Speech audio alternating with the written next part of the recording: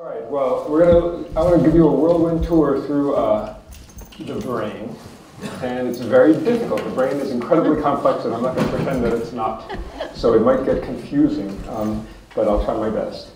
I'm going to summarize some stuff that was in this book.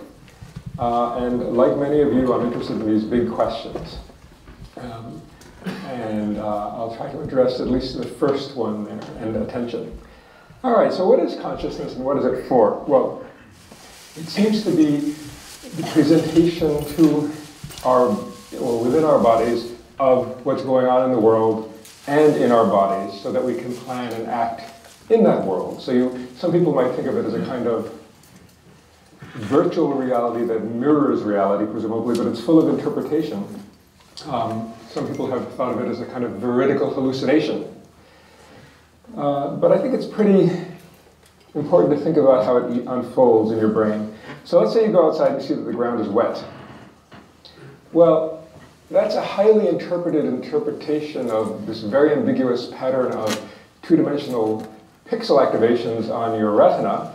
Certainly there's no concrete on your retina or anything like that. So within about a quarter of a second from the original retinal activation, there's a full-blown analysis of all kinds of things, basically trying to reverse engineer what's going on in the world based upon what's going on the retina, given all kinds of assumptions about that image-to-world mapping. And you might say that there's two kinds of inferences going on. One is a pre-conscious, automatic, unconscious inference of what's going on in the world right now. And that becomes your conscious experience. Then, based upon that conscious experience, after consciousness, you might say, the ground is wet. Well, maybe it rained. Oh, no, wait, the sky is blue. Okay, well, maybe a gardener came by with a hose. No, but today's Sunday. So those cognitive inferences are very slow and open-ended. But the pre-conscious, unconscious, rapid inferences that take place in that quarter second between the retinal activation and your full-blown conscious experience of a wet sidewalk, that's what I want to focus on. So most philosophers talk mainly about this second kind of inference as inference, but really, I think a lot of people have come to understand that there's a lot of inferential processing in the construction of your conscious experience. All right, so I want to sum up here hundreds of papers about what consciousness is and what it's for. The essence, I think, is that consciousness is required for endogenous or volitional attentional allocation, shifting, and tracking. And volitional executive control, flexible cognitive processing and manipulation of representations in executive working memory, complex concatenations of simpler mental operations, contextually appropriate management of detected errors, and effective top-down inhibition of imminent acts. Okay, that sounds like a mouthful, but that's a summary of 30 years of a whole field about what consciousness is for. So it's for something, it allows us to plan and act in our world. Our world is our consciousness. Okay. And so qualia, I would argue, are the informational format that volitional attentional operations can access and operate on. And we're born with a kind of basis set of those, like, say, sweetness, sourness, saltiness, and so forth. But a lot of them can be learned. So you can actually wire up a qual of pineapple, such that you can taste a Thai coconut soup and say, it's got coconut in it, it's got pineapple in it. You didn't come to the world with a pineapple qual, but you wired one up. All right, qualia. Okay, so brown, that pops out, red pops out, green pops out, right? But where's the oddball here? Where's the one that's red on the left and green on the right? I think you probably just experienced a big smush of red and green. It's there. Right? So you have a qual for red, you have a qual for green, but you probably don't have a qual for red on the left and green on the right. In order to find that, you'd have to allocate your attention to that location, and then it would be bound together. And then you say, oh, there it is. But with practice, you could become expert in finding things that are red on the left and green on the right, and you would, I would argue, develop a qual for red on the left and green on the right. Okay, now here, that pops out, vertical, but that doesn't pop out. Where's the green vertical one? Well, you'll have to search around. If you were lucky, you allocated your attention there, and you found it. But you didn't come to the world. You have green qual, you have vertical qual, but the binding of red and, green and vertical is not for most of you immediate. But it would be with practice. And so I would argue that what we call qual are very much tied up with this experience of pop-out or immediacy. And I would argue furthermore that we can wire up new qual and bring things to the point of pop-out with practice. So if our world has a lot of a particular kind of feature conjunction in it, say cheetahs or leopards, we will become very sensitive to that. And then if there's a leopard out there, boom, we'll find it right away and experience it immediately.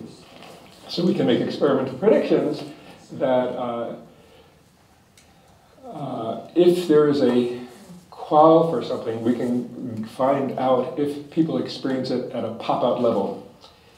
And so what we do in my lab, one of the things we do in my lab is to try to wire up new expertises. One would be this case of finding red on the left among green on the left, distractors. And this should be hard for you, but for an expert to find it as fast as you found red among green. Here's another case. After a week or two of practice, that target will pop out. And so for that person, they experience it in an immediate way, as immediately as you, say, experience your name. You didn't come to the world knowing your name, but now it's become a kind of immediate experience because you, I would argue, wired up neural systems that detect that. All right, so this is the kind of brain data that we do in my lab. We try to find out where this learning is taking place. We can show that people get faster and faster and better with over several days. And then we look for the parts of the brain where those things seem to be wiring up. And in this case, we find they seem to be wiring up in early visual areas. Okay, so here's a 3D picture of my brain. Here's somebody else's brain, sort of a medial section. And we know that the different cortical areas are connected with these sort of highways of axons. And now fancy imaging techniques allow us to image that. You might think that this is sort of like a highway, but it's not like a highway. It's much more like, so connecting these different cortical cells, it's much more like a system not of cables or of highways, it's much more like the railway system. Because there's tremendous flexibility in how things are connected with each other. And if you look at a railway system, it has these shunts. So if I want to connect, say, New York City to San Diego, depending on how the shunts are connected, I can create lots of different connectivities. So people who are after the connectome are really, they think they're going to get it just by looking at the map of the train system. It's not enough, because you're going to have to understand how the shunting works.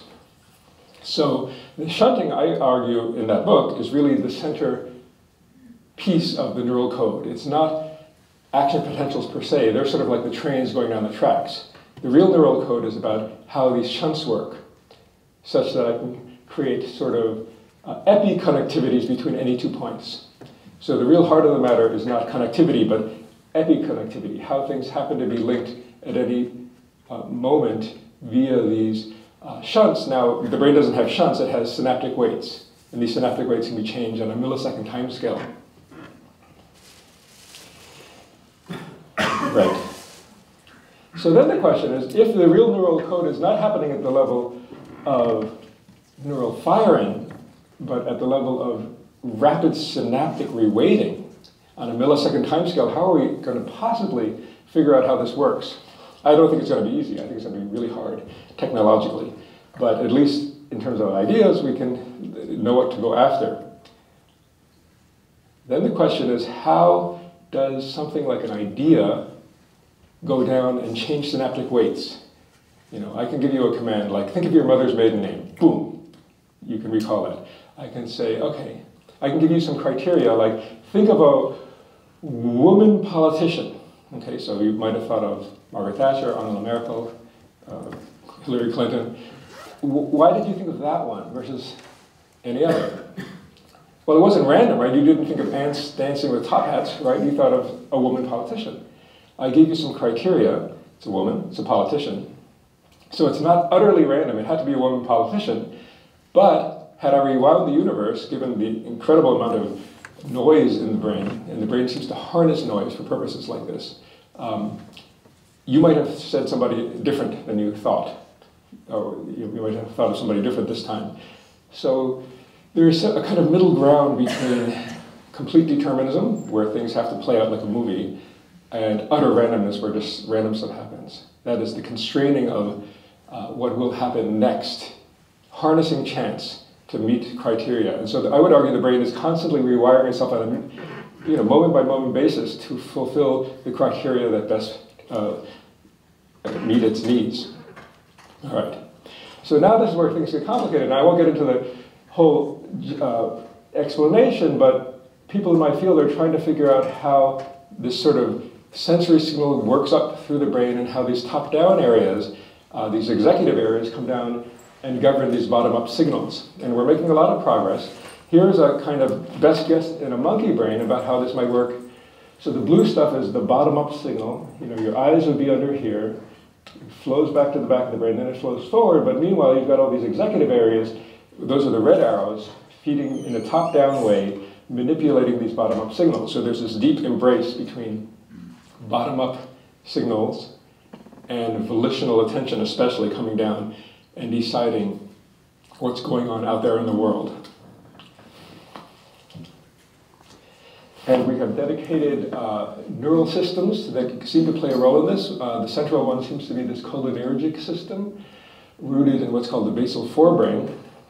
And it sort of spritzes acetylcholine into synaptic clefts that are involved in bottom-up signals that you, in a top-down way, are attending, altering their properties in really interesting ways. But I'm not going to get into all that. It's very complicated. I want to try to get 4 take-home messages in this talk, okay? And I'm going to go through them one by one. And I'm going to show some kind of demos so you will have subjective experiences tied to these ideas. The first is that preconscious operations transform detected 2D visual inputs into a conscious experience of a 3D world within about a quarter of a second after retinal activation. So I'm going to walk through some data first and then give you some demos. So here's some nice data, not by my group, but by Stan Haynes' group, where they're trying to contrast cases where you see something with cases where you don't. So what they do is they'll show some pattern, like those pound signs, then a word, then some other things that mask it. And often people will say, I didn't see it, because it's so fast. And then he'll contrast that with cases where it really wasn't there. And then there'll be the case where people always see it, right? So if you don't have this event after the word, then this won't be matched and everybody will see it. So you can do some, with clever paradigms like this, you can try to contrast cases where people see something with cases where they don't see something. And so they did this with EEG, and now we're looking at about 100 milliseconds after the presentation of the word. There's no difference between the case where it's not visible and the case where it is visible. By 180 milliseconds, still not much of a difference. This is 180 milliseconds after the word showed up on the screen.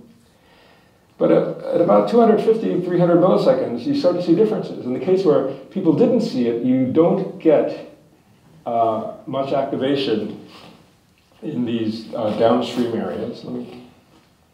So let me get here. This would be your forehead here. This is the back of the brain. Visual signals come in the back of the brain and then flow down this way. In the case where you don't see it, you're not conscious of the word, the signal seems to peter out. But in the case where you do see it, it continues on. And then now we're at 436 milliseconds, and information seems to flow to the frontal lobes, especially in the case where you saw it. Here's a view after half a second from a different angle, and so forth. And I won't get into all the details, but they had people rank, I'm totally sure I saw that word. I'm not so sure I saw that word, or I saw something, but I know, but I don't know what it was, and then I definitely didn't see the word. And there are certain brain signals that vary with the degree to which you feel you saw it. So, look at the gold one or the purple one. If you're really sure you saw it, you got this big signal out here in the frontal lobes, and that's at about 300, 400 milliseconds. In this earlier, so this is your eyeballs would be here, this is the back of the brain. Signals are flowing down like this. Here in this fusiform area, you get earlier signals around 200, 250 that correlate with the degree to which you say you saw it. So gold, here is I saw it for sure, and then as you go down, down, down, blue you say, I'm not sure at all, I think I didn't see it. Then it goes down. So we have brain signals that correlate with the degree to which you feel you were conscious of something. And these components in electroencephalograms are the N2 and the P3. Okay, so I'm going to try to give you a big picture of how this might unfold in the brain without getting into lots of detail. So if this is a brain, again, this would be your forehead, this is the back of the brain. The signals flow from the eyes, via the thalamus, to V1 and then down. And this section of the brain seems to be very central for your conscious experience. All right, so we have these N1 and P1 components that seem to be observable whether or not somebody was conscious of something. Now here is the first signal we get in the brain that seems to vary with the degree to which someone is conscious of something at about 200, 250 milliseconds. And in these areas, the frontal lobes, and then again here, we get this P300, which again varies to the degree to which someone feels that they were conscious of something. All right, so to try to understand this, we have to think about different kinds of information buffers. And in neuroscience, people talk about different kinds of memory systems. And there's a sort of standard model where there's retinal input, a very rapid short-term buffer on the order of 100 milliseconds. This is fed into another buffer, eventually to another buffer, short-term memory and working memory. These can hold onto information as long as you will to attend to them. And then things get stored in a sort of ROM or long-term memory. So let's relate those buffers to these different signals. This visual buffer seems to be going on in these very early visual areas in a dedicated way, regardless of whether you're conscious of it or not. These short-term memory areas seem to be going on in these sort of midstream visual areas. And then we've got the frontal lobes and the parietal lobes that are involved in working memory, where you can manipulate things. And I can say to you, imagine an egg with wings that is flying around the Statue of Liberty holding an ice cream cone instead of a torch. And you can do that in your working memory. You have tremendous freedom in your working memory. In fact, I would argue, separate talk, that those operations that we might call imagination are the root of free will, actually not meaningless finger motions. All right. Right, sorry, then you have long-term memory in this hippocampal system. So I'm going to just try to show some demos now associated with early vision. Okay, so here's a very nice consciousness demo. Your task is to fixate that little tiny dot in the middle. And don't move your head, don't move your eyes. And if you do that very carefully, you'll notice that the pink, which is in fact always there on the screen, will vanish from your consciousness. And it will seem like the whole thing becomes a uniform color. Now that's an interesting illusion, and I can explain it, but it would take too long. But basically, your cortex doesn't know what's going on in the world, right? This is, since we're talking amongst Buddhists here, I'll give you a kind of koan from neuroscience. What lies beyond the farthest constellation that you can see? And the answer is your skull, because it's all happening inside this black box. So neurons in the cortex are not responding to the world, they're responding to their inputs in utter darkness. Now, you'll notice that there's a fuzzy boundary here. So retinal ganglion cells, or neurons in your retina, stop firing because there's not enough change when you're making tiny eye movements. So they adapt. So they stop firing. The cortex says, oh, these neurons are not firing very much. There must be nothing there. Oh, well, I'll fill in the color from here in. All right, I'll show you some other sort of low-level visual effects. Now, you've all seen after images, right? So if you now fixate that black spot, and now when I replace it with a gray field, you'll see the opposite color, the opponent color, right? And so the colors you see now are totally in your head. They're not there in reality. So that's happening entirely because of retinal and early visual circuitry. Here's another example of a low-level consequence of how we're wired up. So here, I'll give you a better example. You'll probably notice that there's a kind of weird shadow at the white crosses, but there's not one at the particular shadow you're looking directly at. And so I can explain that in terms of retinal computations, because there's something called a receptive field, which is what a neuron responds to in the world. And certain kinds of receptive fields in the retina like light hitting the center, but they don't like light hitting the surround. Now in the fovea, your center surround receptive fields are tiny, so this is the situation for whichever one you're looking at. But for the crosses in the periphery, the white crosses in the periphery, there's an asymmetry between the amount of excitation and the amount of inhibition, where there's more inhibition here, 1, 2, 3, 4 units of inhibition versus just 1, 2 units of inhibition here. So you get this, as a consequence, you get this illusion. This is all going on as a consequence of early retinal and early visual area computations. Right. Okay. Next take-home message. Information is not merely transformed, but is constructed in light of operations, pre-conscious, rapid, unconscious operations that embody assumptions about the image sequence to world mapping. So you're trying to reverse engineer, how did I get this image? What kind of world created that? So the Gestalt psychologists argue that there's all these grouping operations. I think they're correct. Some of my work is trying to figure out what those operations are. So here's an example. Raise your hand if you see this as vertical motion. Raise your hand if you see this as horizontal motion. Okay, so most of you seem to see it vertically. Cover the lower half with your hand. This will force the top star to move horizontally. Now move your hand away. So now, who sees it horizontally now if you did that? Many more of you. So, with training, you can volitionally control this, and you can choose to see horizontal motion or vertical motion. Now, this is just two images. Right? And when that police car stops you, you see apparent motion in the lights, even though cognitively you know there's no light bulb jumping back and forth. All right, here's another example of this kind of illusion. Here I'm just taking two images, those two images, and watch what your brain does when I replace one image with the other. It creates a kind of story where you're seeing analog motion, but you know cognitively that there isn't any.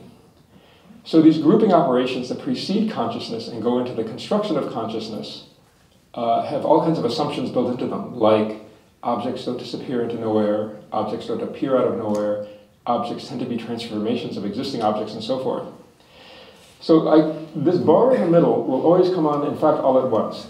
Watch what your brain does, depending on the context.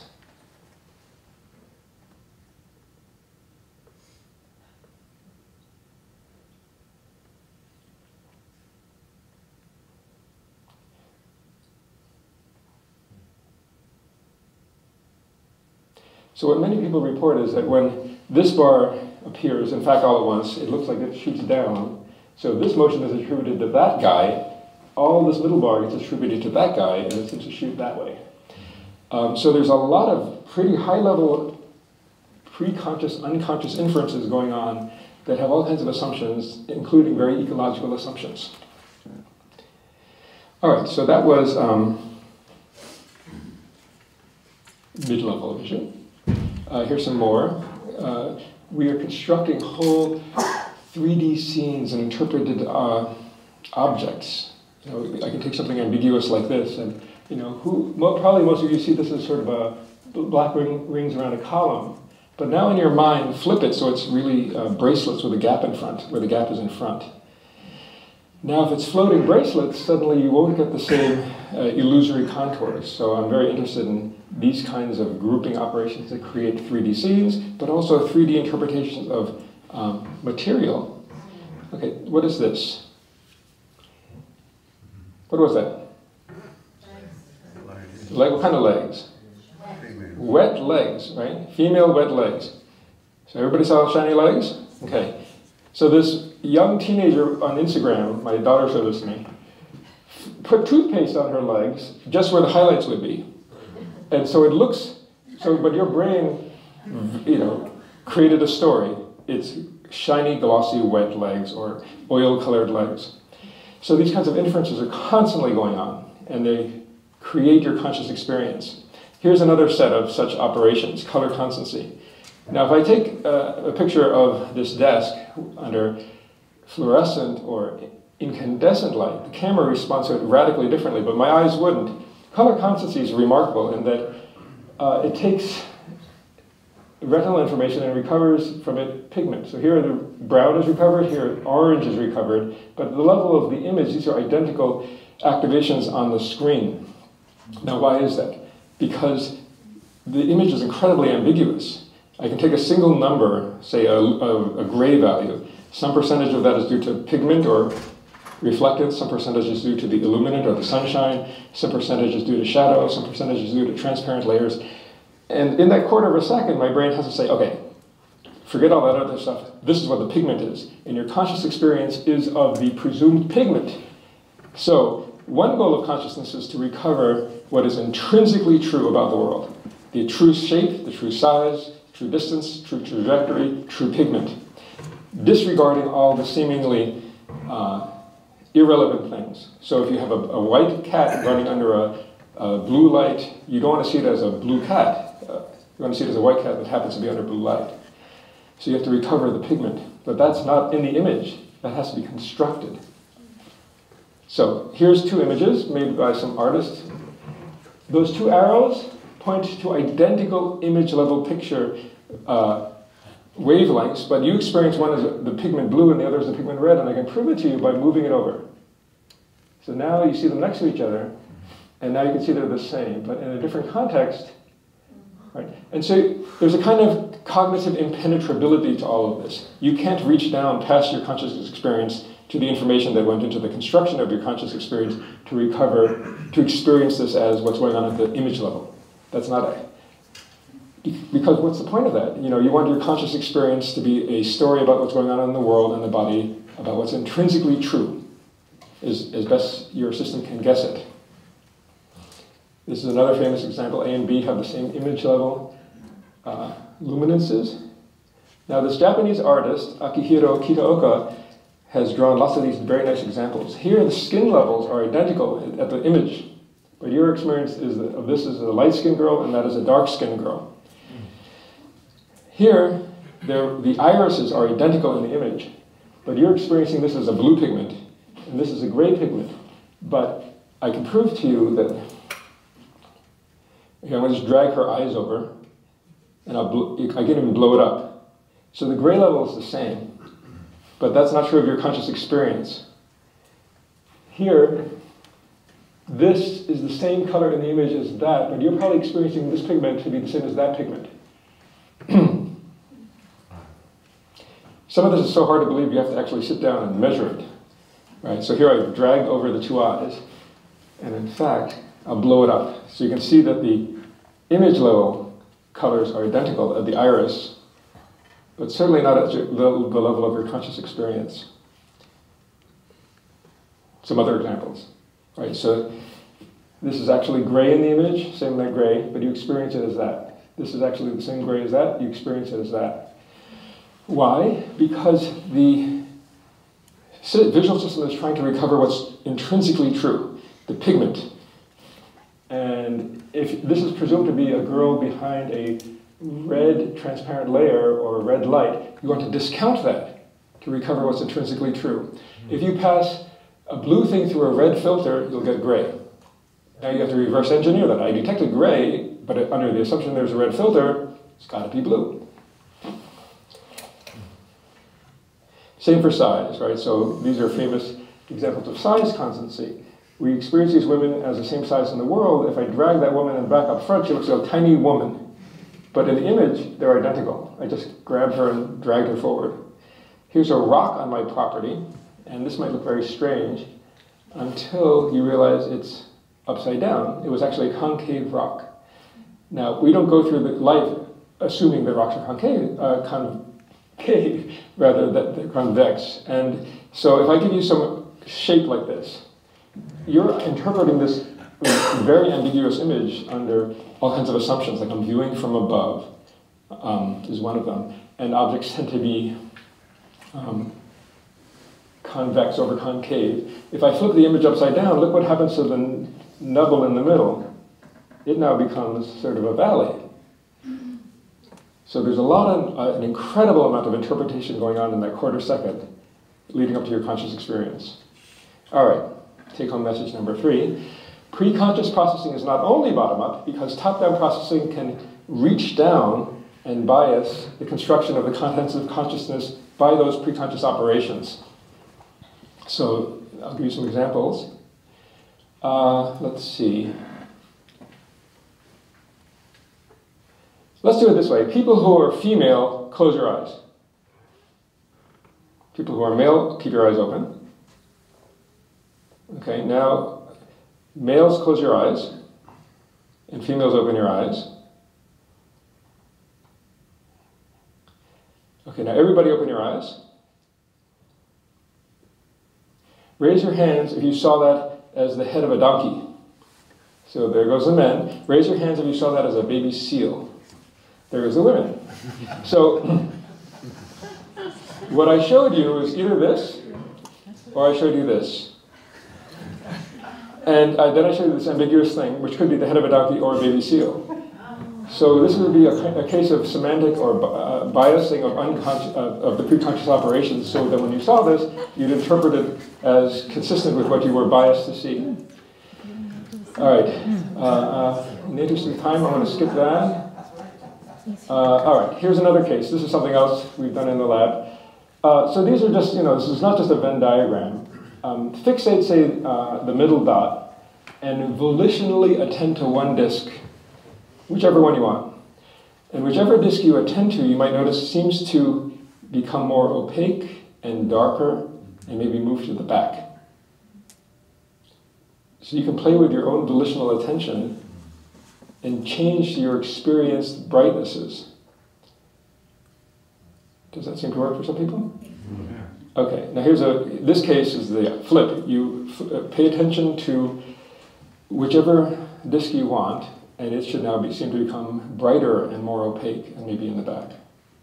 So your volitional attention now can alter the qualia at the level of brightnesses. Here's true for color too, So fixate the center. The center is always gray, but if you attend to one of those colors, the whole disk, it seems to become that color disk in the background. So even at the level of color, volitional attention can seem to bias which color becomes central to your experience. All right, so I'm going to give you another example of top-down control of bottom-up processes.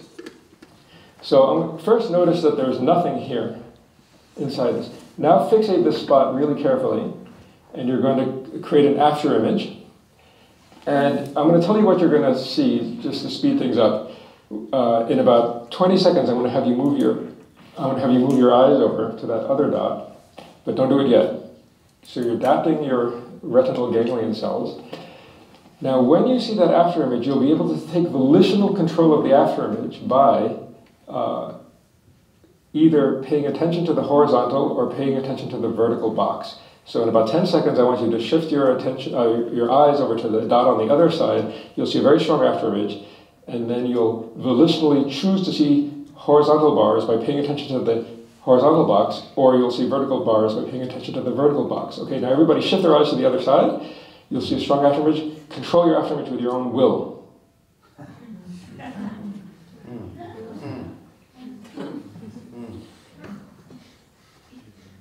All right. Okay, I've got only 5 minutes. I'm going to speed up. I'm going to skip that one. I was going to show this demo. Let's see. I won't have time to show all the demos, but this is a nice one. So most of you probably see this as sort of bars expanding and contracting. But I can convince you now to see this in a radically different way. Imagine now that there's 4 white, opaque, square pieces of paper, and you're looking at that cross-shaped gap. Through that gap, suddenly you'll see an ellipse rotating behind those 4 pieces of paper. Can anyone see that? Now notice when you see it suddenly, it's like, wow, you know. And there's even other interpretations of this, but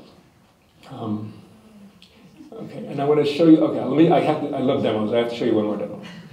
Okay, so here is another thing we've been doing in the lab, where we're very interested in top-down control of qualia, essentially. So let me walk through this. You'll see that the red spots, in fact, appear at 12 o'clock and 6 o'clock, somewhere. There. That's the reality. You can alter that reality pretty radically with your attention by fixating the blue spot in the middle, and now attend only to, say, the black layer. You know, choose 2 of the outside black dots and track them with your attention, maintaining fixation. And now notice where the red dots are. The red dots are no longer at 12 o'clock and 6 o'clock. They kind of go to 11 o'clock and 5 o'clock. Then, with your volitional attention, pay attention only to the white layer. So, as hard as you can, and you'll notice that the dots seem to shift in the opposite direction now. They should be at 7 o'clock and 1 o'clock. Anyway, some of the stuff is kind of subtle, so I don't know that it will work for everybody, but I only got 2 minutes left, so I want to wrap up. If I can find my talk. Here it is. All right. Okay. All right, so let's wrap it up. So the picture, okay, so then we've got, you know, top-down executive stuff going on in working memory. And this can come down and bias these bottom-up processes. So the whole system is very beautiful. It goes into the construction of your world, your consciousness, with all kinds of pre-conscious, unconscious inferences that can in turn be biased by top-down volitional processes. And I'll skip that. Right, so attention can influence bottom-up processes by specifying the bottom-up processes should happen in this domain and not that domain. And then the bottom-up stuff happens automatically within that domain. So here's a summary. We've got early visual processing, mid-level visual processing, high-level visual processing. And I said that there's pre-conscious operations that are inferential, they're very rapid. They happen in this 250 to 400 milliseconds between retinal activation and your full-blown conscious experience of a world. That world you experience is the story of what's going on in that world and in your body so that you can do stuff in that world and plan. Information is not just transformed, but it's constructed. Your consciousness is a construction full of assumptions. It's not only bottom-up construction, it's also top-down. You can will to alter that bottom-up construction. Because attention can bias what will get that full bottom-up treatment. And all these ideas are in that book, in chapter 10. So thank you.